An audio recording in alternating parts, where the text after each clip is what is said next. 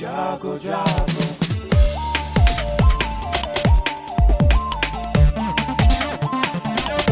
Radio जागो जागो radio Jago 90.4 FM। नमस्कार, ये रेडियो जागो 90.4 FM है।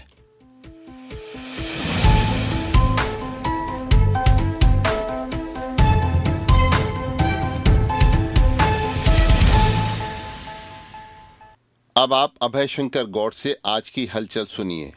रामलला के विग्रह की प्राण प्रतिष्ठा के समय गर्भगृह में अयोध्या में प्रधानमंत्री समेत 5 लोग रहेंगे।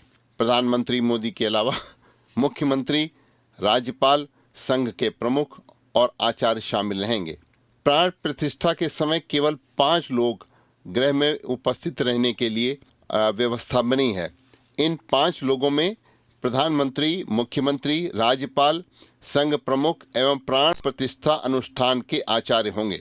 नव निर्मित मंदिर में रामलला की एक मूर्ति ही स्थापित की जाएगी, किंतु इसके लिए 3 मूर्तियों का निर्माण कराया गया है और जो श्रेष्ठतम होगी उसे गर्भगृह में स्थापित किया जाएगा।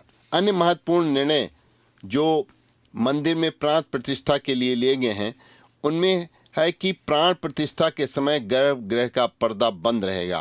प्राण प्रतिष्ठा के समय मूर्ति की पट्टी हटते समय यहीं 5 लोग उपस्थित रहेंगे। रामलला के विग्रह को आईना दिखाया जाएगा और प्रस्तावित दल पूजा के लिए आचार्यों की 3 टीमें बनाई गई हैं। पहले दल का नेतृत्व स्वामी गोविंद देव गिरी करेंगे। दूसरे दल का नेतृत्व शंकराचार्य विजयेंद्र सरस्वती करेंगे और तीसरी टीम में काशी के 21 विद्वान शामिल किए गए हैं। रामलला के अभिषेक समारोह 22 जनवरी से पहले राम जन्मभूमि में आरती पास प्राप्त करने के लिए बुकिंग बृहस्पतिवार से शुरू हो गई है। दिन में 3 बार यानी सुबह 6:30 बजे से दोपहर 12 बजे तक और शाम 7:30 बजे भगवान राम की आरती की जाएगी। आरती पास के लिए खंड प्रबंधक ध्रुवेश मिश्र ने बताया कि सुबह के समय श्रृंगार आरती, दोपहर में भोग आरती और शाम के समय संध्या आरती होगी। हर आरती में अधिकतम 30 लोग के शामिल होने की अनुमति होगी, जिसके लिए पास जरूरी होगा। उन्होंने कहा कि सुरक्षा कारणों से आरती के लिए सीमित संख्या में पास जारी करने का फैसला लिया गया है। ध्रुवेश मिश्र के अनुसार ऑनलाइन पास जारी करने का काम पहले ही शुरू हो चुका है। उन्होंने कहा कि राम जन्मभूमि मंदिर के पोर्टल से भक्त अपने पास ऑनलाइन बना सकते हैं, लेकिन उन्हें अयोध्या के काउंटर से प्राप्त करना होगा। पास के लिए आधार कार्ड, मतदाता पहचान पत्र, ड्राइविंग लाइसेंस और पासपोर्ट, इन 4 में से कोई एक दस्तावेज देना जरूरी होगा। विकास कार्यों के लिए लगाए जाने वाले शिलापट पर अधिकारियों का नाम लिखने पर अब पूरी तरीके से प्रतिबंध लगा दिया गया है। नगर आयुक्त व अधिशासी अधिकारी किसी का भी नाम शिलापट पर नहीं होगा। मुख्यमंत्री योगी आदित्यनाथ के साथ क्षेत्रीय विधायक का नाम अनिवार्य रूप से लिखा जाएगा। यही नहीं, महापौर व अध्यक्ष के नाम का फॉन्ट साइज आकार भी इन्हीं के बराबर का होगा। नगर विकास विभाग की ओर से शासनादेश जारी कर दिया गया है। सभी जिलाधिकारी और निकाय के अधिकारियों को इसका सख्ती से पालन करने के निर्देश भी दिए गए हैं। हरदोई में शासन के निर्देशों के बावजूद कई सड़कों पर हाईवे पर किनारे खड़े होने वाले वाहनों पर कोई रोक नहीं लग रही है। कोहरे में यह वाहन हादसों का कारण बन सकते हैं, लेकिन जिम्मेदार इसके लिए लापरवाह बने हुए हैं।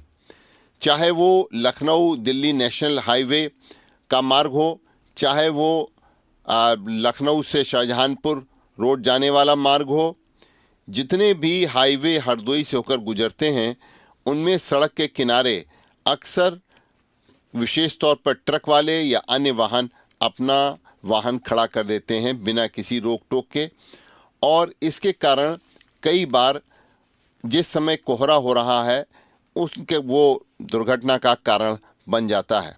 तो इसी प्रकार से पिहानी कोतवाली क्षेत्र में कस्बा जहानी खेड़ा में कई स्थानों पर संचालित ढाबे हैं, उनमें बड़े बड़े वाहन जो हैं वो सड़क के किनारे खड़े रहते हैं और कई बार वाहन रोड के ऊपर तक खड़े हो जाते हैं।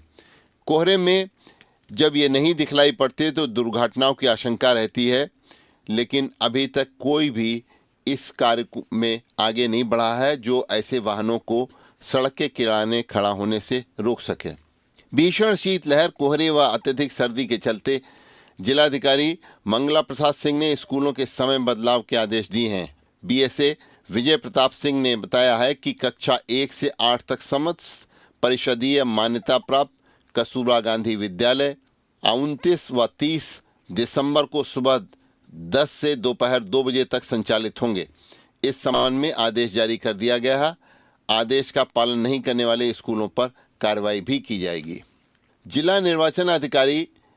जिलाधिकारी मंगला प्रसाद सिंह ने बताया है कि मुख्य निर्वाचन अधिकारी के निर्देशानुसार विधानसभा निर्वाचन क्षेत्र की निर्वाचक नामावलियों का विशेष संक्षिप्त पुनरीक्षण होगा। नियत कार्यक्रम के अनुसार दावे और आपत्तियों के निस्तारण की अवधि 26 दिसंबर से बढ़ाकर 12 जनवरी 2024 कर दी गई है। विकासखंड 52 के ग्राम सकतपुर व कसियापुर में पंचायत स्तरीय कार्यक्रम में मुख्य अतिथि संसद सदस्य जयप्रकाश ने लोगों को जन कल्याणकारी योजनाओं के बारे में बताया। उन्होंने झाड़ू लगाकर स्वच्छता अभियान की शुरुआत भी की। इस अवसर पर शिव प्रकाश सिंह, उप कृषि निदेशक और प्रदीप पाठक और जितेंद्र सिंह इत्यादि कई लोग वहां पर मौजूद रहे। हरदोई में आयुर्वेद व यूनानी दवाएं खत्म हो गई हैं और होम्योपैथी की सिर्फ अस्पतालों में 5 प्रकार की दवाएं बची हैं, तो आयुष विंग में दवाओं की कमी से मरीज परेशान हैं। जिला अस्पताल के परिसर में आयुष विंग अस्पताल बना हुआ है। यहाँ पर 3 पद्धतियों से इलाज किया जाता है। इन 3 पद्धतियों में यूनानी, होम्योपैथिक, आयुर्वेदिक अलग अलग डॉक्टरों की तैनाती के साथ फार्मासिस्ट भी वहाँ इनके लिए तैनात हैं। लेकिन पिछले 1.5 साल से यहाँ पर आयुर्वेदिक व यूनानी पद्धति की दवाओं का संकट बना हुआ। आयुर्वेद व यूनानी दवा का स्टॉक खत्म हो गया है और होम्योपैथिक की सिर्फ 5 प्रकार की दवाएं ही बची हुई हैं। यहाँ पर आने वाले मरीजों को सिर्फ परामर्श मिल पा रहा है। दवाएं बाहर से महंगी कीमत की खरीदने के लिए डॉक्टर लिख रहे हैं। हरदोई के जिला अस्पताल के मुख्य चिकित्सा अधीक्षक डॉक्टर ने बताया कि आयुष विंग में दवाओं की कमी के बारे में मांग पत्र भेजा गया है, लेकिन अभी तक कोई जवाब नहीं आया है। कोई आदेश मिलता है तो तत्काल दवाओं की व्यवस्था की जाएगी।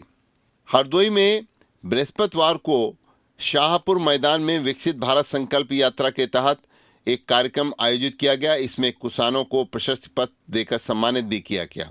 इस अवसर पर मुख्य अतिथि विधायक श्याम प्रकाश और विशिष्ट अतिथि ब्लॉक प्रमुख कुशी वाजपेयी ने सरकार की उपलब्धियां गिनाई। इस दौरान एक महिला की गोद भराई व बच्चे का अन्नप्राशन संस्कार भी संपन्न कराया गया। आयुष्मान लाभार्थियों को आयुष्मान कार्ड का वितरण भी किया गया। बीडीओ ने उदयवीर दुबे ने इस कार्यक्रम को संबोधित भी किया। कार्यक्रम में कई विभागों के स्टॉल लगाकर ग्रामीणों को योजनाओं की जानकारी दी गई और इससे पूर्व बच्चों ने भी अपने वहां पर कार्यक्रम प्रस्तुत किए। अयोध्या के परिक्रमा मार्ग पर जो मदिरा की दुकानें हैं उसके संबंध में प्रदेश के मंत्री आबकारी नितिन अग्रवाल ने ये के साथ रेडियो जागो 90.4 एफएम के साथ उन्होंने बातचीत करी और उसमें उन्होंने इस बारे में मदिरा के बारे में जो परिक्रमा मार्ग पर प्रतिबंध मदिरा की दुकानों को लेकर लगाया गया उस बारे में उन्होंने बताया। अयोध्या के 84 कोसी परिक्रमा मार्ग पे जो मदिरा बंदी का आदेश हुआ है वो क्या है और वो उससे कितने जिलों में जो 84 कोसी परिक्रमा मार्ग में कौन कौन से जिले आते हैं जिनमें शराबबंदी रहेगी, उनको किस तरीके से वहां से शिफ्ट किया जाएगा। ये निर्णय हम लोगों ने किया था कि क्योंकि अयोध्या एक बहुत बड़ा तीर्थ स्थल है और एक भव्य दिव्य मंदिर भी वहाँ पर निर्माण हो रहा है जिसका अगले महीने माननीय प्रधानमंत्री जी प्राण प्रतिष्ठा करने जा रहे हैं भगवान रामलला की। तो ये निर्णय हुआ था कि हम 5 कोसी क्षेत्र को मद्य निषेध करेंगे। वहाँ जो भी दुकान जो परिक्रमा मार्ग है 5 कोसी परिक्रमा मार्ग उसमें मद्य निषेध करेंगे। जितनी भी दुकानें हैं मदिरा की उस मार्ग पर उस सभी दुकानों को हम लोग हटाएंगे। और यही निर्णय हुआ और हम लोगों ने उस 5 कोसी परिक्रमा मार्ग पे जितनी भी दुकानें हैं उन सब दुकानों को वहाँ से हटा दिया गया है, मद्य निषेध कर दिया है। वहाँ अब आगे कोई भी दुकान मदिरा की नहीं आएगी। अभी आप सुन रहे थे आबकारी मंत्री नितिन अग्रवाल को, जो वो बता रहे थे कि मदिरा का प्रतिबंध किस क्षेत्र में अयोध्या के रहेगा।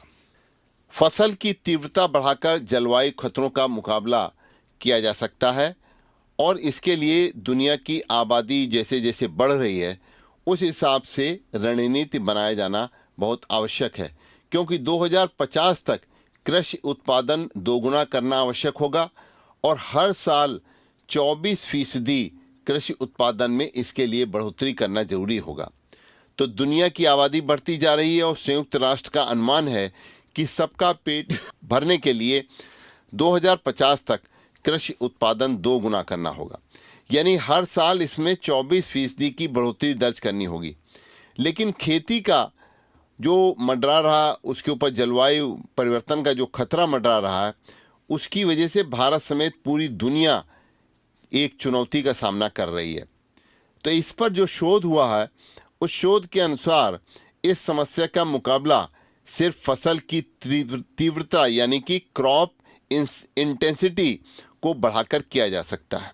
भारत में अभी फसल तीव्रता 139% है। इसका मतलब है कि देश में जितनी भूमि साल में एक फसल उगाई जाती है उसके 39% भाग का ही दूसरी फसल उगाने के लिए इस्तेमाल हो रहा है। कई देशों में यह ज़्यादा और कुछ देशों में कम भी है। इसे बढ़ाने के प्रयास हो रहे हैं, लेकिन भारत में जिस प्रकार से हर मौसम में खेती संभव है उसके मद्देनज़र इसे बढ़ाए जाने की बहुत अभी संभावनाएं हैं। करंट साइंस में एक प्रकाशित हुआ है शोध, उसके अनुसार भारत में 1.2 करोड़ हेक्टेयर क्षेत्रफल में धान उगाया जाता है। 6 पूर्वी राज्यों में, जिसमें बिहार है, छत्तीसगढ़ है, झारखंड है, पश्चिम बंगाल है, उड़ीसा है और असम है, में 83 लाख हेक्टेयर क्षेत्र में धान की खेती हो रही है। लेकिन धान की कटाई के बाद इन राज्यों में महज 32 लाख हेक्टेयर क्षेत्रफल में ही लघु अवधि की फसलें जैसे दलहन और तिलहन उगाया जाता है, ये जबकि बहुत कम है।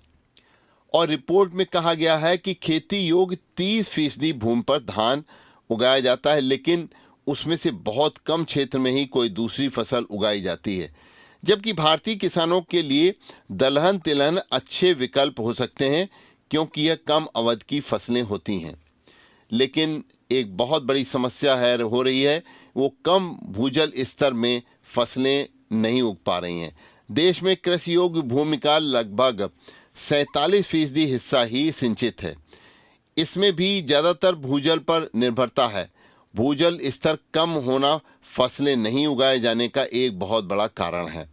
जलवायु से जुड़े अध्ययन जो हुए हैं उसमें वो बताते हैं कि बारिश पर निर्भर धान का 15 से 40% क्षेत्र जलवायु खतरे की चपेट में है। तो उत्पादन घटने की आशंका जो है उसके लिए जलवायु के कारण बाढ़, सूखा है, तूफान है, ओलावृष्टि है, गर्म हवाएं हैं, कीड़े लगने की घटनाओं में बढ़ोतरी हो रही है। इससे उत्पादन 30% घट सकता है। 1980 से लेकर के 2008 की अवधि में दुनिया में प्रति हेक्टेयर गेहूं उत्पादन में 5.5, मक्के के उत्पादन में 3.8% की कमी आई है। यह एक बहुत महत्वपूर्ण है और इस खतरे के प्रति सजग रहना भी आवश्यक। हरदोई में किसान अभी भी छुट्टा जो मवेशी हैं उनसे बहुत परेशान हैं और छुट्टा मवेशियों के लिए सरकार द्वारा जो घोषणाएं की गई हैं उनका निदान अभी धरातल पर नहीं होता दिखाई पड़ रहा है। इसी को लेकर भारतीय किसान यूनियन के अध्यक्ष ने तहसीलदार से मुलाकात करके और कहा है कि छुट्टा मवेशी किसानों की फसल को नुकसान पहुंचा रहे हैं, उनको पकड़वाकर गौशाला भिजवाया जाना चाहिए। और उन्होंने ये भी कहा है कि यूनियन के लोग भी इस काम में सहयोग उनका कर रहे हैं। तो यानी कि कुल मिलाकर के जो अब इस समय गेहूं की फसल किसानों के खेतों में तैयार हो रही है उसको लेकर किसान चिंतित हैं कि कैसे इस फसल को बचाएं इन छुट्टा जानवरों से।